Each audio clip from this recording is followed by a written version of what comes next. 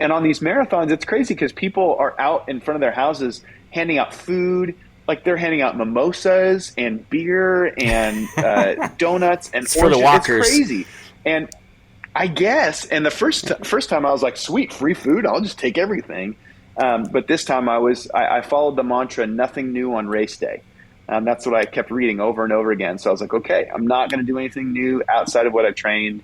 I'm just going to stick with it. And so by the end, yeah, the method proved itself.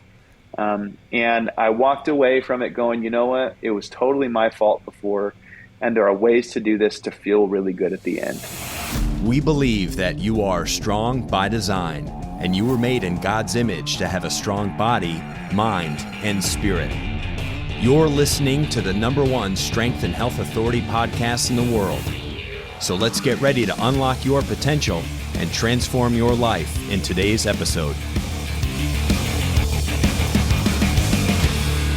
Hey, what is going on? And welcome to another Strong by Design podcast. My name is Jared Haley, hosting for the first time today. Really excited to be with you all. If you haven't already done so, give us a 5-star, review because you think that we're awesome. Otherwise, just listen and enjoy. Really, there's no pressure there. But hey, man, it's really good to be with you guys today. I'm excited to have a good friend of mine, Dave Frazier, is on with me today. Dave and I go way back to our college years when we were in a band together, the Notorious Married Spud. Feel free to go check them out. That was a terrible... It was actually a really good, fun time. And Dave is currently pastoring at a church in Miami, Oklahoma. And how long have you been there, Dave? We've been here 15 years now. Oh, man. You've been there forever. I feel like I'm all over the place, and Dave's the grounded one between the two of us, I guess. I can't sit still. I fear change, and I fear I'm risk averse at life. Yeah, but I mean, so much has happened and so much has gone on in the 15 years that you've been there, and I know that you've been through a lot of lifestyle changes. You guys, you have 3 kids, and how old's your oldest now? Cadence is 15. That's how I remember how long we've been in Miami. We moved like 2 weeks after she was born. Oh my goodness. Holy cow, 15. How's that? Yeah, 15, I think I saw 15, 13, and 12. Oh my goodness. And she's got her permit now? Yep. She's nearly a licensed driver, and so it's, everybody got to watch out. She does a great job, though. That's right. She's a rule follower, and I'm grateful for that unless we're in a hurry. Then it's like, okay, you're not going to drive today. Yeah. But my wife does the same thing to me, so I think that's fair. Yeah, get out. I'm driving. No, it's good. I know that you guys have been through all kinds of different stuff in regards to fitness, and we're going to talk a little bit about that today. Excited to hear a little bit about your fitness journey, both you and your wife, Megan. I know that she's kind of gone through a lot of fitness changes and things along those lines as well. Something that actually inspired me a long time ago to get into photography is watching Megan, because she was starting to do her own photography studio and different things along those lines. But I know recently that's changed for her, right? She's no longer has the photography studio, but she's doing other stuff. What all is Megan up to these days? Yeah, so she started getting into photography. I mean, she always loved it, and then once we started having kids, it was like, boy, getting photos taken is expensive, and so it was like, well, let's just figure out how to do it ourselves. And she has a great eye for it, and probably the last 6 or 7 years was pretty well full time on that, as well as taking care of raising kids and being involved in their schools and stuff. And but let's see, it was. It's been longer than that, but it was in about 2016, a local or a gym owner that we knew from another town moved to Miami and brought his gym here. And so she was day one personal training client. And it was like, she was always an athlete when she was younger. And then as we had kids and were, growing our family and stuff, she was so focused and doing that so well that she just didn't quite have the outlet or the opportunity to take care of herself in that way. And so when she started doing that, started training, she trained for a while, and then she got her nutrition dialed in, and then a lot began to happen for her. She lost a bunch of weight, and just her confidence grew, and she just kind of found a love for that in the competitive side of her, and just her athletic inner self kind of came back. And so that's been really fun to watch her do that. So now the balance has really shifted to where she's doing, I mean, she's training clients from 6:30 in the morning till like 2:30 in the afternoon every weekday. And so she's doing that a whole lot, and she's backing off on photography quite a bit because the schedule works a lot better with our family. When I'm home from work and the kids are home from school, that's typically when she'd have to go take photos. And so now it's more beneficial for us that she would be home in the evenings, and so we can do family stuff. And so she's really made that shift, and I'm just really proud of her for leaning into it. And she's always loved people and making a difference. And so with her training, I mean, she's experienced a lot of transformation with her clients, and that brings her a lot of joy. And so she's making a really big difference doing that. So that kind of got our whole family into it, hooked up at the gym and working out and having that be a priority for us. And so it's just been a really cool journey. Yeah. And when a mama changed the nutrition, it changes the nutrition for everybody. That's for sure. What kinds of things? I'm just curious. I mean, we are kind of going through our own transformation of what we're eating and trying to be smart about what we're eating. I'm curious, what kind of major changes did she do, and are you doing? So one of the biggest things was paying attention to our macronutrients. And, we always heard, or the conventional wisdom is, calories in, calories out. If you want to lose weight, you just got to burn more calories than you consume. And that's true. Like, that's the science side of it. But there's also ways that you can hack that a little bit more by paying attention to your balance of macronutrients. And so that's proteins, carbohydrates, and fats, and the balance, the percentages of those that you're consuming within that caloric intake. And so one of the biggest things was just eating more protein. As we've grown in this, and followed all kinds of different coaches, nutritional coaches, trainers, things like that. The really kind of the sweet spot seems to be trying to eat at least your body weight in grams of protein per day. Which, when you start tracking per day, that, oh my gosh, it's so much protein. And when we go, when we eat places, you're not going to get that much, and protein's expensive. When you're talking a bunch of beef, it's pricey. And so it's way easier to have processed foods or to have, carbs lying around and fill up on those kinds of things. But the more, that is going to aid in building lean muscle mass. And so the more muscle mass you have, the more efficient you can burn fat. And so we've tried to balance keeping our caloric intake at somewhat of a deficit for a portion of the time, and then balancing that with trying to eat in a little bit of a surplus at different times to try to gain more muscle, but always trying to, dial that in a little bit and make sure that you're getting enough protein to build that muscle. Yeah. And then also eating enough carbs to have the energy to work out and live life. And, we really look at it like it's a functional thing. We're trying to live a great life and be active with our family and in our community. And if we're fueling our body properly, then that's going to happen a lot more. Yeah.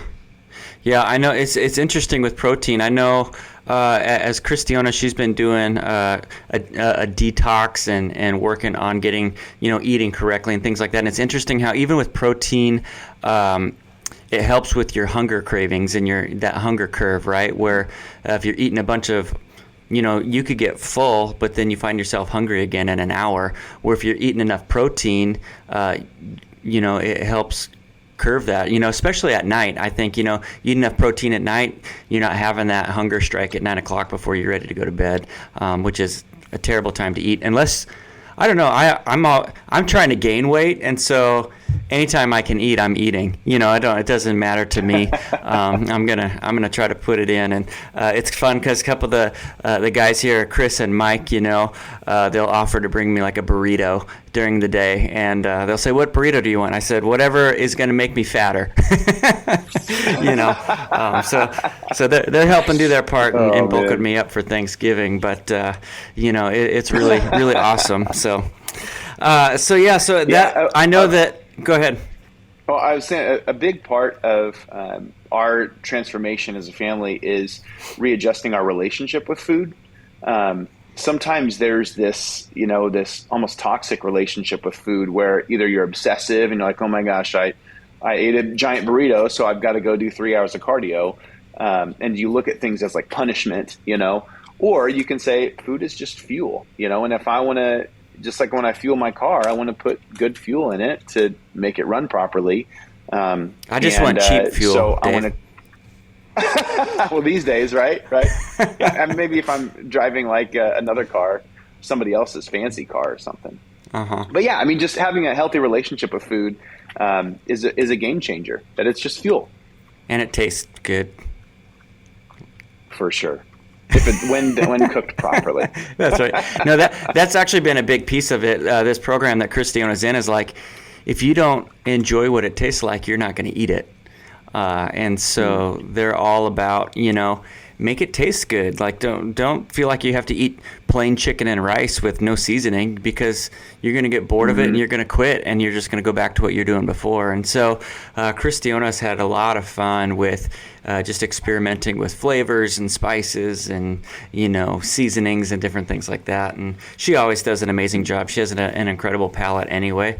And so then she gets to kind of play and toy with things, and we're all eating better because of it. So it's a good thing. That's awesome. But I know, so Megan changed, and obviously, like I said, a lot of times some of that stuff will spark with our spouses, but it was a big deal for you too to start changing how you were taking care of yourself as well. When did you start really diving into fitness? Was that around the same time, or did it take a little bit?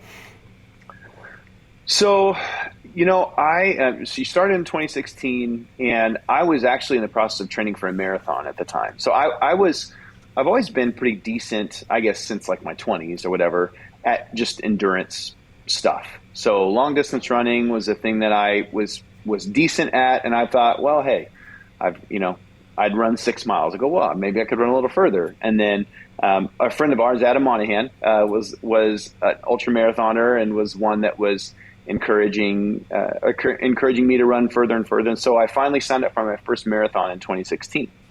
And so that was like... Just to clarify, a marathon is how long? 26.2 miles. Okay, got it. That's a long ways. Got it. Continue. Sorry.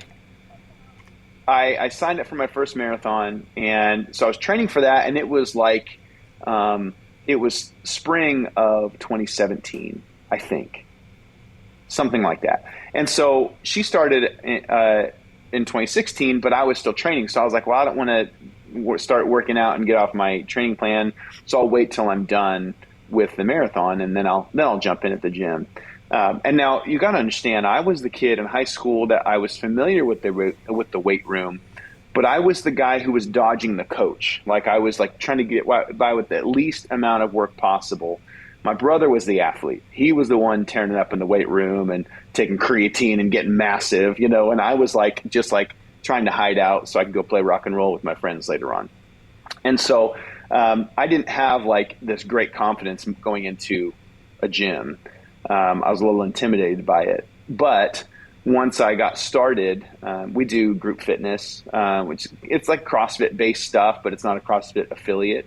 So it's functional fitness, and it's in a group class, and just found myself in 2017 starting to work out and just really enjoyed it. Enjoyed how I felt, enjoyed the people, like the community side of it was a huge thing. And then the discipline of it. Like I am a fan of being disciplined in things because it's not natural to me. But when I have a goal or I have people expecting something of me, I do a lot better. And so it was at that point that I started working out there. And then, I think it was probably around the same timeline that when Megan got serious about her nutrition, we started doing that as well. And so I ran the marathon in 2016, then I ran another one in 2018. And it was different at that point because I had this group fitness thing. And so I didn't really want to get away from that. So I'd have to kind of, I wouldn't go work out. So I would have to try to get my miles in for my training plan for the race. And I missed the group fitness stuff. So I didn't train very well for that. I didn't get all the miles in that I really should have because I just wanted to be back with the group. And I mean, we'll talk about that in a little bit about how that race went. It didn't go very well. Side note there, but yeah, so we got really, even today, I mean, I went this morning, to our group fitness class and, really, really enjoy it a lot. Yeah. First of all, in high school, I never went into a gym, so at least you were there. So, that's a plus. I was terrified to lift because I was, especially in high school, I was tiny, and so you'd have these guys lifting, huge amounts of weights or whatever, and I'm like, I hope I can lift up the bar, and that's embarrassing. Nobody wants to go to the gym and be the guy that everyone's watching how terrible your form is and telling, they're smirking or laughing or whatever, and so it's easier just not to do it and not to go. And I'm actually disappointed now that I've gotten more into it.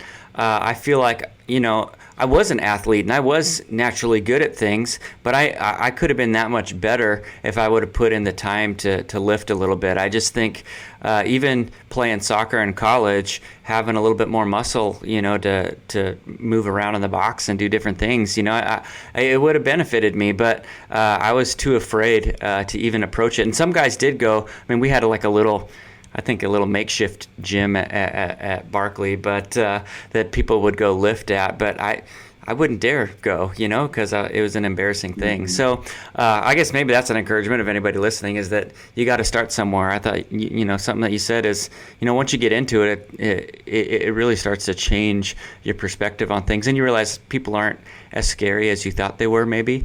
And then you do start to get that accountability. You start to get that community that I think is really important. And so, I'm glad that you touched on that too. And I'm curious if you can just tell me, I know that you've ran 3 total marathons and you've trained a little bit different for each marathon.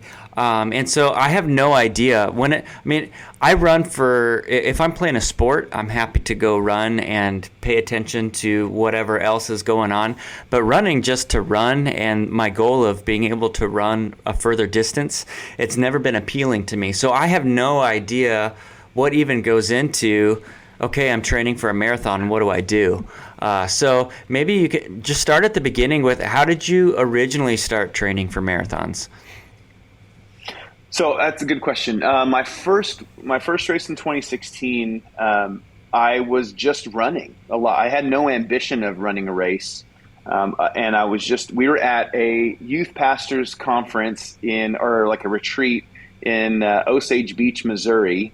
And our friend Adam was there, and him and I went out to run, and there was this like brand new highway that had just been paved and wasn't open yet.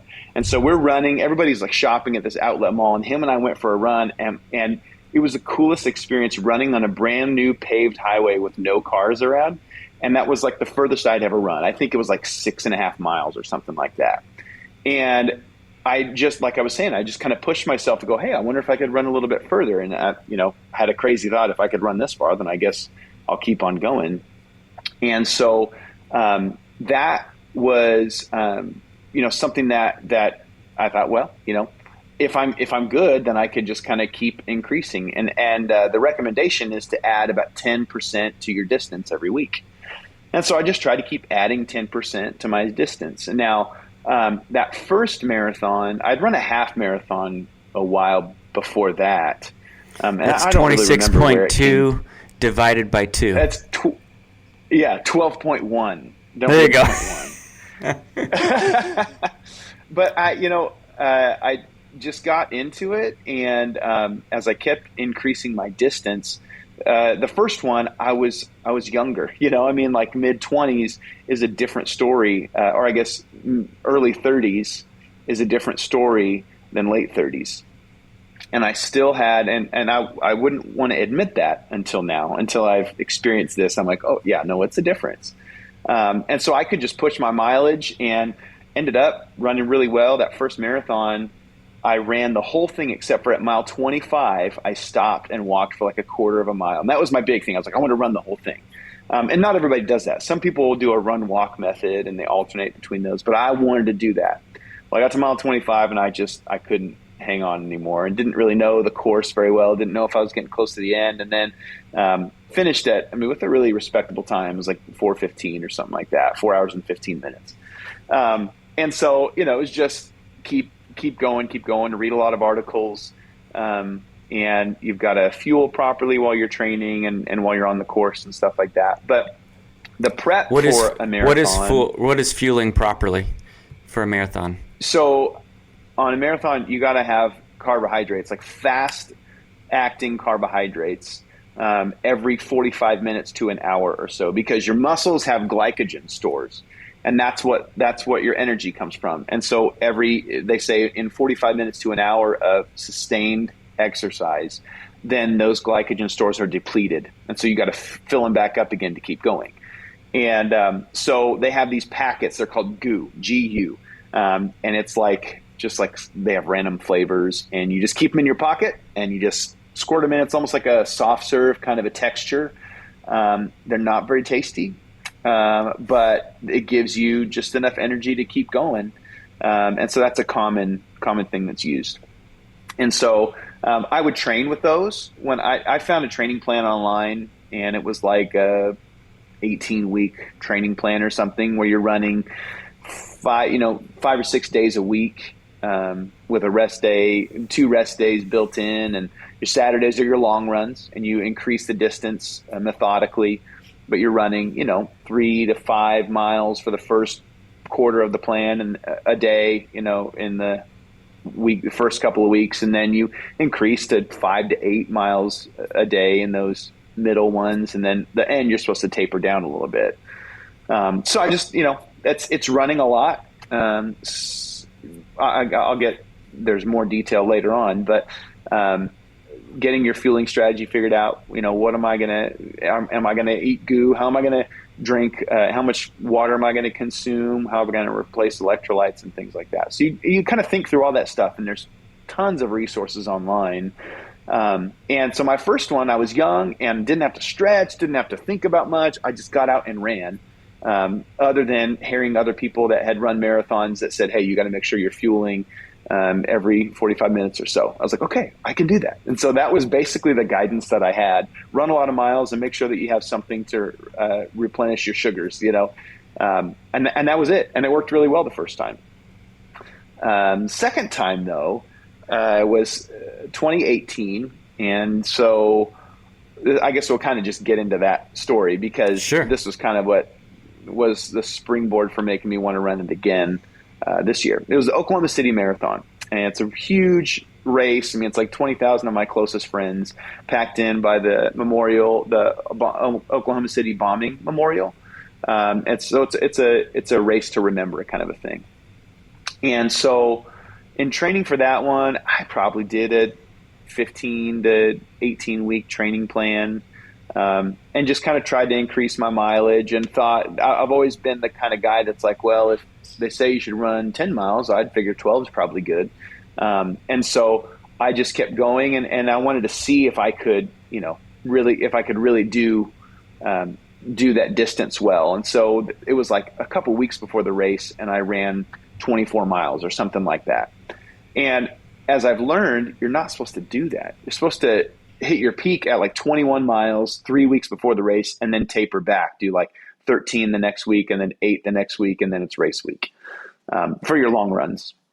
But I was dumb. I was like, I'm just going to push it. And on those long runs at like mile 18, I bonked. And that's, it's a funny word, but it's an official term where it's like you hit a wall and it's like, I'm not going to make it. And so I wasn't in good shape. I was heavy. I was like running at 220 pounds, which they say your joints absorb 3 times your body weight on each impact. And so I was doing some damage to myself on that. And was in bad shape. Didn't run properly. Didn't think about what I was eating, because there's this weird thing that when you run for, 3 hours and you think, oh my gosh, I've just burned 1,500 calories. I'm going to go eat whatever I want. And so, yeah, you can have the calories, but if you're not feeding yourself properly, then you're not going to get the quality food that's actually going to heal you and help you be stronger and better for the next time you run. So my training was bad. Like I said earlier, I wanted to be back in my group fitness classes. So I would do those some and not really get my mileage in. I'd sleep in instead of get up and run. And it was a bad deal. And what did you eat at the end of it then? At the end of the race? Yeah. Oh man. So when you cross the finish line, they're shoving food in your face. There's like all these food options. So, of course there's bananas and water, but then there's like Carl's Jr. cheeseburgers. I'm like, sweet, I'll eat that too. And then there's like chocolate milk. Yeah, I'll drink that. And there's Gatorade. I mean, I was eating everything and I felt like garbage, 2 days after the race. I was like, I'm miserable right now. Awesome. It was so bad. So bad. Why didn't that picture hit Insta? Right, I know, exactly. At the end of that, I just was like, no one should ever run this distance. Like, this is a dumb idea that anybody would be out and do this to their body, because it must be the race's fault. It's got to be this distance that is the problem. And I lived that lie for 4 years, or 3.5 years or whatever. And then I was, I'm susceptible to marketing emails just like everybody is, I guess. And so I got an email from an activewear clothing company that they had a video on this guy talking about how to prepare for a marathon. And I guess there was always that thing in my mind, like, I like the challenge. I want to do, find something to push myself or whatever. So I watched the video, and it was a performance chef in New York City. He's from Australia. His name's Dan Churchill. Has a podcast called The Epic Table. Create super great social content. I really like him a lot. But in this video, he kind of outlined proper nutrition, proper hydration, training plans, and how to have a great race day. And it got me thinking, I sat on it for a few days and thought, you know what? I don't think it was the race's fault. I think it was my fault that I didn't do it right. And so I made the decision. It was I don't know, it was last summer, I think, or maybe last fall. I thought, you know what? I need to give it another try and see if I can redeem the experience, but I'm going to do it very differently. And so at the same time, our gym has been transitioning to having a lot more guys and girls doing bodybuilding competitions.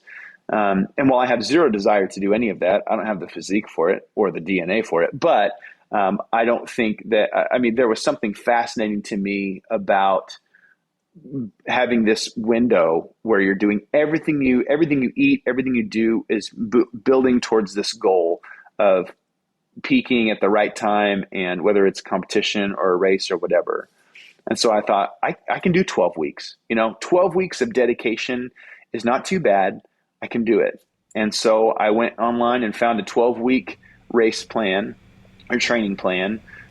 It was this, I forget the name of it. I'll try to send you the link. You can put it in the show notes. But this guy had tons of great free resources that were really helpful. And so I followed that plan. And with a 12-week plan, they say, you shouldn't really plan to break any records or anything, but this will get you to the finish line and help you be okay. And that was really my goal. I was like, I want to get to the finish line regardless of my time. I want it to be respectable, but I want to get to the finish line and feel good. And I knew that there were things that I was going to have to do differently to make that happen. And so I signed up for the Oklahoma City Marathon again. It was just the timing worked out perfectly to be the end of April. So I knew that starting in January, I'd have to cut some weight because I knew that I was too heavy before. So I gave that first month to really devote myself to trying to cut weight. my coach at the gym gave me an eating plan that really helped me. And training bodybuilders and stuff. So he's really smart and knows all that stuff, but gave me something that really worked for me. And so I followed the plan. How hard is that to follow a plan like that? Wife, 3 kids, and all of a sudden you're trying to do this plan that's different. How difficult is that? It wasn't so bad because it's a lot of the stuff that we eat anyway. It was just certain portions at certain times, really. So it was like 2 eggs and 4 egg whites and some spinach in an omelet for breakfast. And then like a protein shake mid-morning, and then 6 ounces of some kind of protein, some veggies and sourdough bread in it for lunch.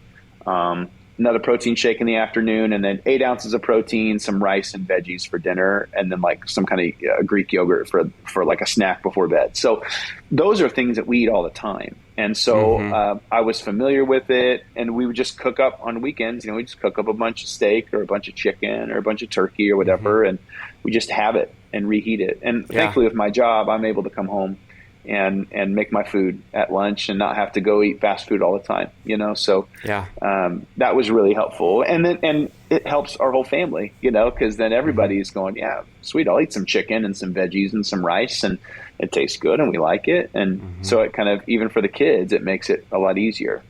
So it wasn't too bad. It wasn't like a sacrifice or anything.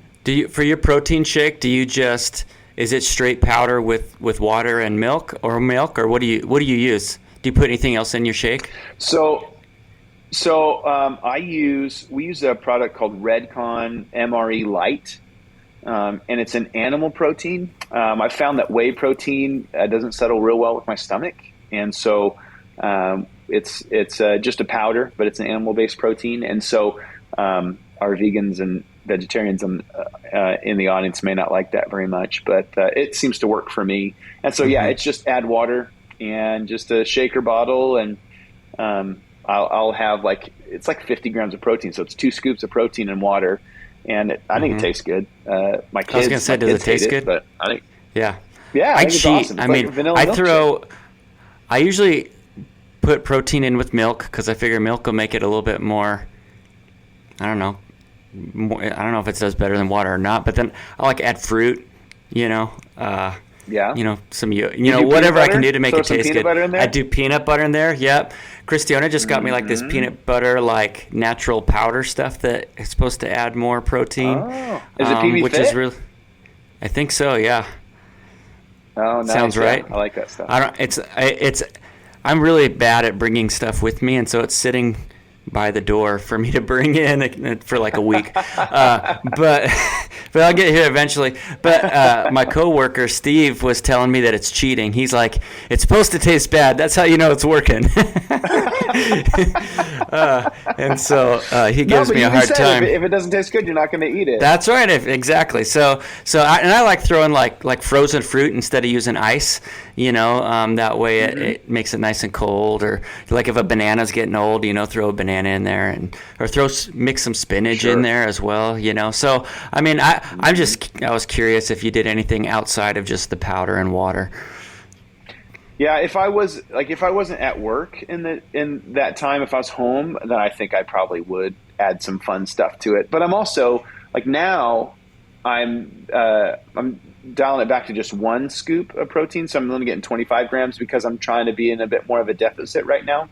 After the race, during the end of the race, you got to consume a lot more calories because you're burning so much, and to kind of refuel everything. So when the race was over, then I was trying to kind of taper back down. And then we've done some traveling and stuff. So I'm really trying to lock in to a deficit for the next, actually another 12-week window. I'm trying to go, okay, I'm going to do this and tighten it back up. So I'm only doing 1 scoop of protein during my mid-morning and mid-afternoon snacks, I guess. Mm-hmm. That's good. So this last time, kind of diving into it and taking a new strategy. Did it restore your confidence in the marathon? Where are you at? Yeah. So I guess I'll kind of finish that story. As I was training for it, I was feeling really good, and I was really disciplined through that whole time period and just going, 12 weeks, I can do it. And I hit all my miles, and I did step away from our gym for that amount of time, and that was tough. I was also in a musical that during that season, so I was rehearsing every evening for a musical, and running in the mornings and running on Saturdays and stuff. So had I not had that added thing going on, I would have probably done more like weight training in the evenings or the afternoons. And so, next time I do this, I'll probably add that in, because having added muscle is a benefit, to running that distance, to try to stay strong and straight, to keep your joints healthy and everything. So, but yeah, I did the training, and, my goal with the race, like I said, was just to finish feeling well. But I also had this thing in my mind to go, it'd be really cool to do a 4.5-hour marathon, because the 2018 marathon, I ran a 4 hour and 45-minute marathon, and it was really bad. And like mile 18, I thought they were going to leave me for dead on the course and just roll it up and, say, I'll live in Oklahoma City on the streets because I can't move for the rest of my life. And so I just was, it was a time that I wasn't real proud of. And there's some people that would go 4:45, that's great. But I didn't feel great about it. And so I thought in my mind, I was like, yeah, I want to feel good, but I'd love to do 4.5 hours.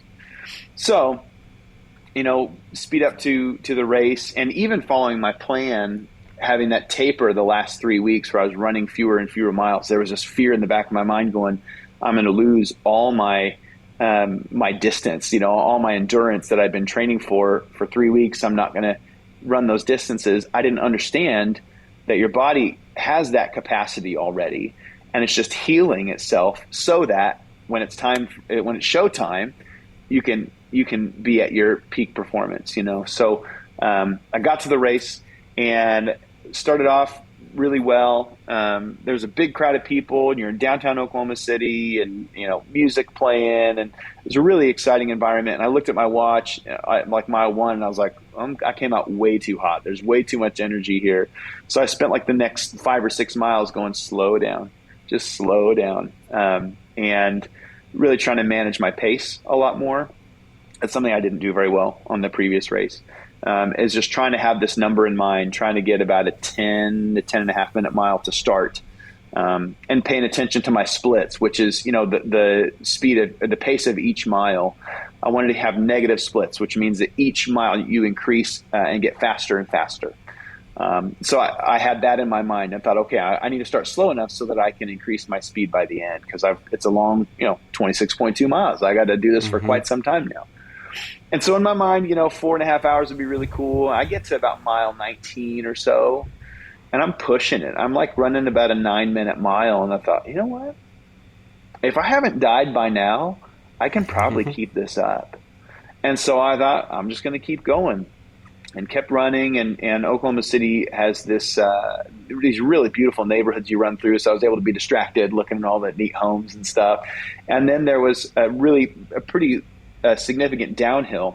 So I was just striding out on these downhills. I hit, Megan was looking at my pace, and she was like, I hit like an 8.5 minute mile on mile 23 or something like that. It was just crazy. And then there's this steady incline for 2 miles where you're just going slow and steady. And it was just a mind game at that point in time, where you just got to keep going. So I just got to put one foot in front of the other and keep moving, and not think about how much it's a bummer right now.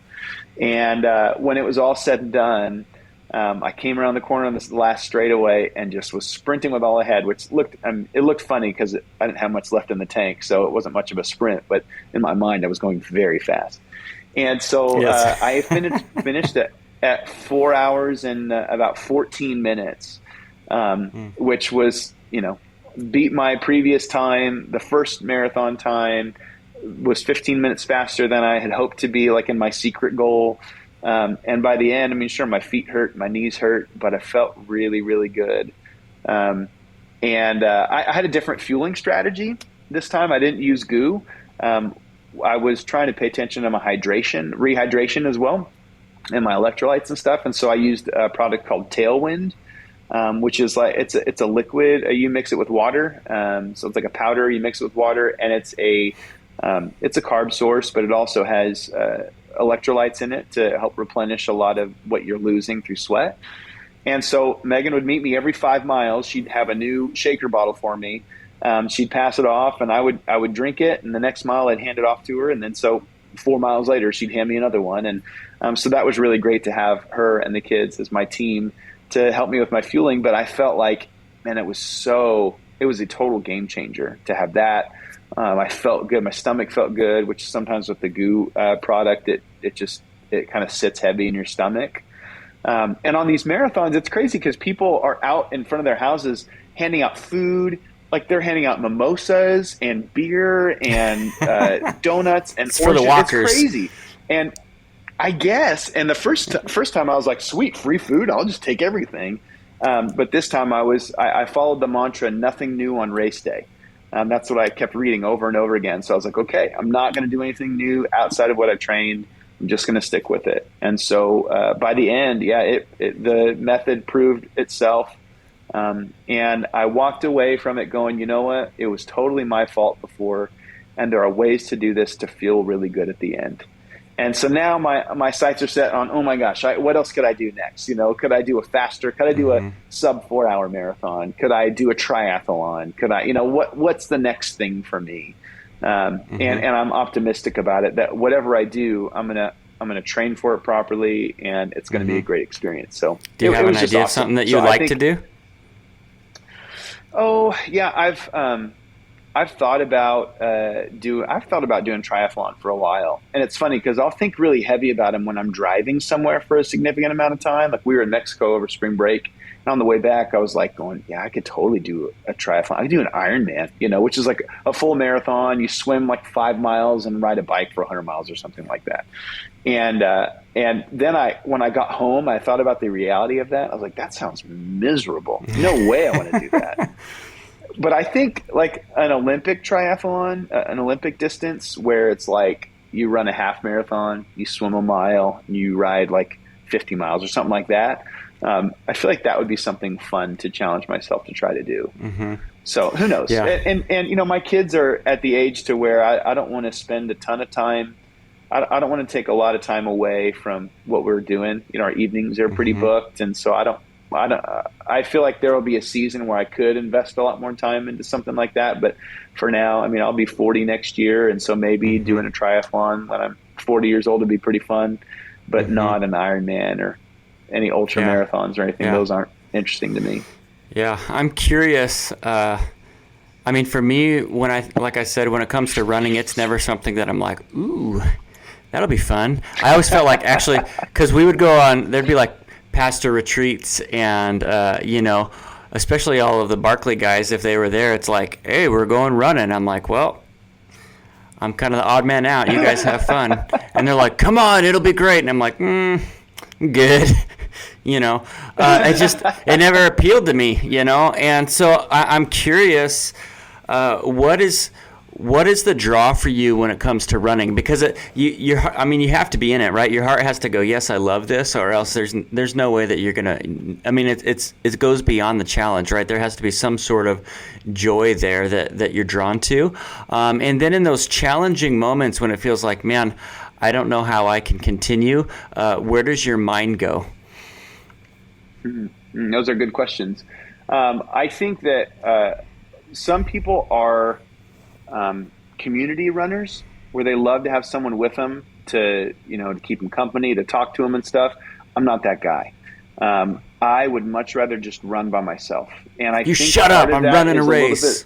I think part of it is my introvert side. I'm a bit of an ambivert, I think, or maybe leaning more towards being an introvert, to where I just like the a what-trovert, an ambivert? Ambivert, where you're both introvert and extrovert. That was kind of like ambidextrous. Ambidextrous. Got it. Yeah, okay. Yeah. I'm with you. I'm tracking. I'm there. An ambivert. Yeah, I like the solitude to it, and I don't listen to music when I run. I listen to audiobooks or podcasts, and so if it's a book that I really am enjoying and look forward to listening to, then I can't wait to get out and run. And to have that time to do that. And I typically, I go early in the morning before everybody's awake. And it's just a good thing that I really love. Now, and I also feel like I'm just naturally kind of good at it. Like, I'm not going to run the Boston Marathon. I'm not that kind of an endurance athlete, but it's always been just kind of the thing that I can do, and I feel good about that. And so that's part of a draw too, is that it's something that I feel like I can be successful at. And it's, I don't know if it feels exclusive, because there's like less than 1% of the population has run a marathon or something. And then the more you run, the less, the smaller that gets. And so it feels a little bit like, hey, it's something special. I'm part of a group that is, not everybody. And so that feels kind of neat. But yeah, definitely, I like the solitude, and I like running in new places and seeing new things. And then when I've gone back to places like Oklahoma City or, places that I've run other races and stuff, like being able to look around and go, oh, I remember that. I remember that turn. I remember where I saw that place and thought, oh, that, that looks cool. Or it just triggers a fun memory for me. So some people might say it's sick. My wife does not like distance running whatsoever. And so, it's not for everybody, but I feel like it's kind of my thing now. Yeah, that's cool. So, and then the second part of that was the challenge. So, I mean, you're kind of pushing against it. You're fighting with your own self. What do you do in those moments? How do you push through? Yeah, I think a big thing that helps me is distraction. Being distracted from the pain or the boredom. I mean, it does get to a point where it's just boring to be running for, 3.5 hours, 5 minutes. 4 hours. I mean, 3.5 hours. Yeah. Right. So, if you have something that is stimulating, whether it's a book or a podcast, that's helpful. Another thing is that I don't feel like, people who have not run those distances, they a lot of times think that it's like, you just got to go fast and your body's just going to get so tired. Well, really the key is to just go slower. If you feel like, oh, I'm just not going to make it, you're either going too fast or you've been going so long you need some fuel to keep going. They say you should be able to run a conversational pace for a long time. And so as long as you can keep a conversation going, and it's different for everybody, but it doesn't necessarily have to hurt so bad and get to that point where it's like, I just got to push through this, from my experience, if I get to that point, that means I'm probably going too fast. So just slow down. Or eating wrong. You're eating wrong. Yeah. It's like that cheeseburger's just sitting in the wrong way. Yeah. So you didn't grab the Carl's Jr. at the end of this last race? Not this one. I gave all the food they gave me to my kids because I knew I had this delicious oatmeal waiting for me afterwards. I do like a nice oatmeal. That's good. Yeah. It was like my treat every week after my long runs on Saturdays. It's oats, hemp seeds, chia seeds, frozen blueberries, a scoop of protein, almond butter, and then a couple strawberries and a banana, some pure maple syrup. It's like carb heaven, and it's just unreal. It's so good. Are you still rocking the chai tea? Every day, man. I had one this morning. But I've changed it up a little bit. So, I used to always do like the concentrate, like you get at Starbucks or whatever, the chai latte. But now I do more like a London fog. I don't know if you're familiar with those, where it's brewed tea with some steamed milk in it, and then I do sugar-free vanilla. So I do fat-free Fairlife milk. So it's dairy something. I don't know, lactose-free. That's what it is. So I mean, it's still a cow, but so I do fat-free milk, sugar-free vanilla, and it's like 80 calories, and it's just my treat. It's the thing that that holds onto my soul. Christiana was a barista for a little bit, and so she was bringing home the London Fog. I like the London Fog, but I hate chai tea. Like, she'll try to sneak chai into something. Oh yeah, it's horrible. Oh man. So yeah, she's done it. She'll be like, "You gotta try this," and I'm like, "Does this have chai in it?" And she's like, "Yeah." She's like, "How'd you know?" I think that she thinks I'm just being stubborn because I want to refuse to like chai tea, and I'm like, "No, I legit don't like how it tastes." It's funny because Megan's kind of that way with coffee with me. Like, she's like, "I wish you liked coffee," and I'm like, "I wish I liked coffee too, but I feel like it tastes terrible." Yeah. And she's like, someday, maybe we'll drink coffee together. And I'm like, Mm-hmm. when I already have a hot drink that I know I love, I really Mm-hmm. struggle with giving Yeah. that up for like 90 days to try to like something I don't like right now. You know what I'm saying? Yeah. Here's the thing, though, is Christiana doesn't really like coffee either. But once she started learning about coffee and learning about like what like some companies out there do to their beans to ruin it, like if it tastes burnt, they didn't do it right, you know. So people are like, oh, I don't like coffee because it tastes burned, well, or it tastes bitter, and there's always going to be some of that bitterness to it. But when it's done right, there's this drip coffee that I had recently that I didn't have to put any sugar in it or cream at all because it just tasted so good, just the bean. And I'm like normally like, yeah, give me some creamer, at least some cream just to kind of thicken it up a little bit, and definitely some sort of sugar. But I was like, man, this is really, really good. And it turns out that the guy is roasting his own beans and he's doing it in a way that is the right way to do it. So I don't know. I would say don't give up on your endeavor, but I'm with you too. If I go to a restaurant, 8 times out of 10, I'm ordering chicken something because I just know I'm going to like it. And, I always get a hard time. Why are you eating chicken? And I'm like, well, because it's not it's not as expensive as the steak, and I know that it's going to be good. So back off. Let me have my chicken. Oh, man.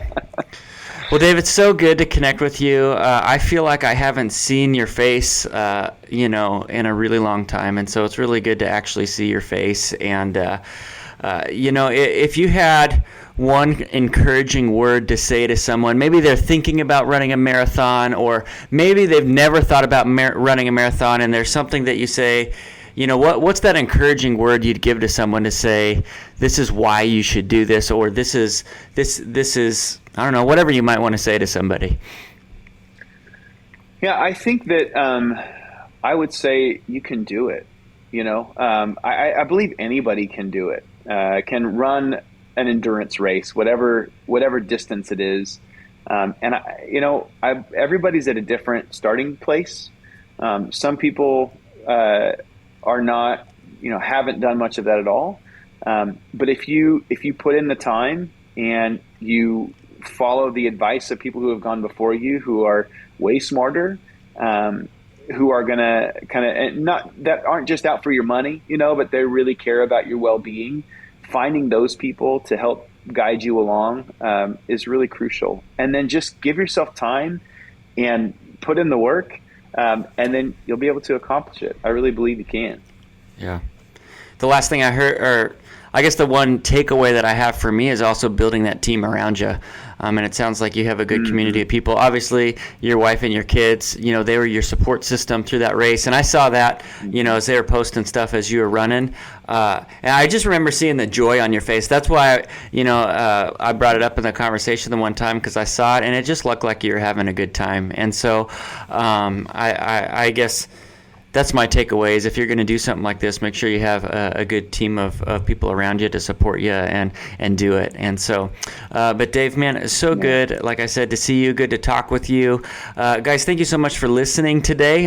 It's always good to be with you. If you like this podcast, make sure to share it with your friends, your family. Share it with someone who is thinking about doing a marathon run.